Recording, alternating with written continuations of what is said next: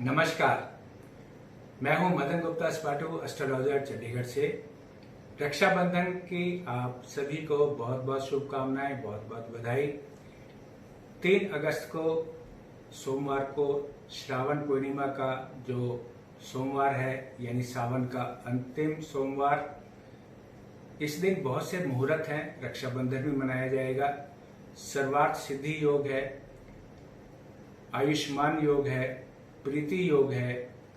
इसके अलावा सर्वार्थ सिद्ध योग के अलावा और भी बहुत सारे योग हैं और इस दिन ये शुभ त्यौहार मनाया जाएगा पूरे भारत में।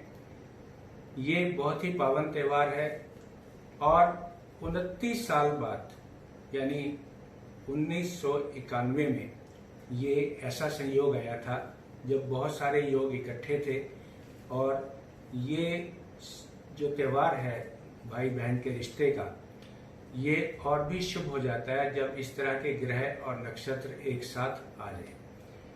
तो इस साल जैसे आपको ज्योतिषीय दृष्टि से समझा दें कि प्रीति योग होता है, जिसमें भाई बहन जब राखी बांधें तो उनका आपसी जो प्रेम, सद्भाव, वात्सल्य है वो बढ़ता है।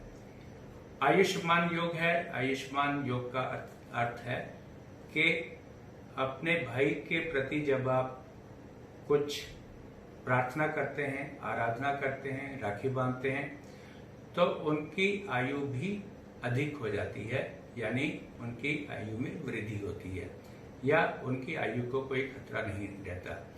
तो ऐसे संयोग लेकर 3 अगस्त सोमवार को रक्षाबंधन का त्यौहार आ रहा है और इसका हम आपको बता दें कि कौन कौन से टाइमिंग होंगे। आप चार्ट पर भी देख सकते हैं।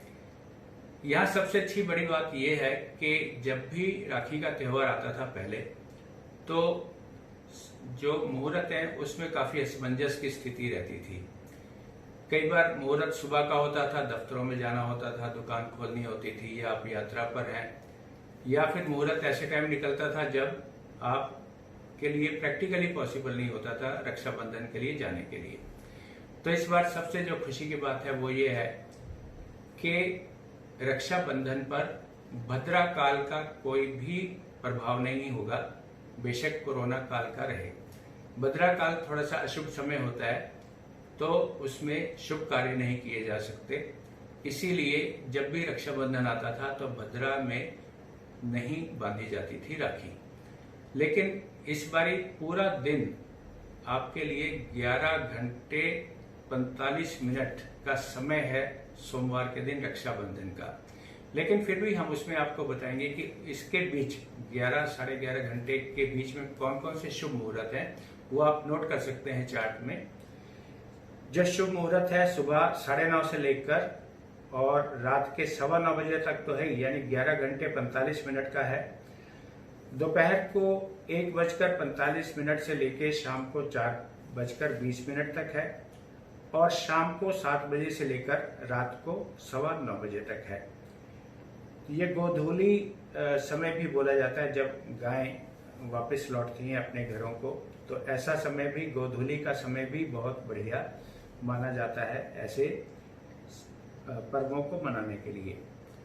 राखी टूटे संबंधों को जोड़ने का भी एक बहुत सुअवसर है। आज के डेट में बहुत सारे भाई बहनों के बीच प्रॉपर्टी को लेकर या बहुत सारी और चीजों को लेकर मतभेद रहता है, आपसी बातचीत बंद हो जाती है। लेकिन भारतीय परंपरा और संस्कृति में 2 ऐसे पर्व रखे गए हैं कि राखी के दिन बहन जाएगी भाई के पास राखी बांधने और मिठाई का डिब्बा लेके, यानी कि संबंधों को और मीठा प्रगाढ़ करने के लिए, और रक्षा सूत्र बांधते हैं ताकि उसकी भाई की रक्षा होती रहे। एक और पर्व है भैया दूज। उसमें जो बहन है उसके घर भाई आता है टीका कराने के लिए। तो ये 2 ऐसे पर्व हैं जो बहन भाई के रिश्तों को और मजबूत करते हैं। तो इन पर्वों को हमें काफी अच्छी तरह मनाना चाहिए। और क्या होता है कि कुशल क्षेम पूछने के लिए फिजिकली जाना अच्छा रहता है।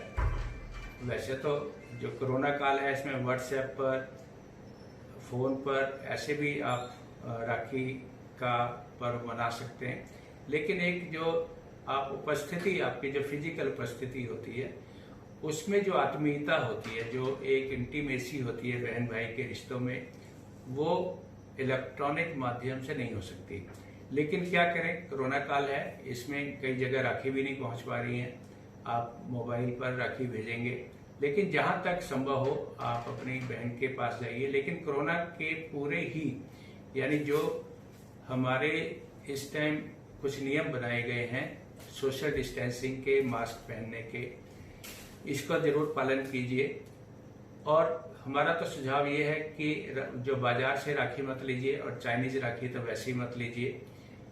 एक मौली हमारे यहाँ रक्षा सूत्र बांधा जाता है जो लाल रंग का होता है, उसके आप 7 लपेटे लगा दीजिए भाई के कलाई में। इसके अलावा आप जो मिष्ठान है वो भी घर में बना सकते हैं बजाय बाहर से लेने के, क्योंकि आज की डेट में रिस्क बहुत है इन चीज़ों का। तो आप ये पर्व मनाइए, उसकी भावना को समझिए, भावना समझकर इसमें एक दूसरे के जो आपसी रिश्ते हैं उसको मजबूत करिए। राखी पर रक्षाबंधन के लिए हमने एक काफी विस्तृत लेख लिखा है जो कई अखबारों में छप भी रहा है, छप भी चुका है, बहुत सारे वेब चैनल्स पर है। लेकिन यदि आप इससे बहुत डिटेल में पाना चाहते हैं तो आप हमारे ईमेल पर अपना ईमेल लिख सकते हैं, ईमेल कर दीजिए, व्हाट्सएप पर अपना ईमेल कर दीजिए। आने वाले जितने भी त्यौहार हैं, जैसे जन्माष्टमी आ रही है और बहुत सारे, उनके बहुत सारे मुहूर्त हैं, उनका क्या क्या धार्मिक महत्व है, पौराणिक महत्व है, सामाजिक महत्व है, ज्योतिषीय महत्व है, उन सबको हम आपसे शेयर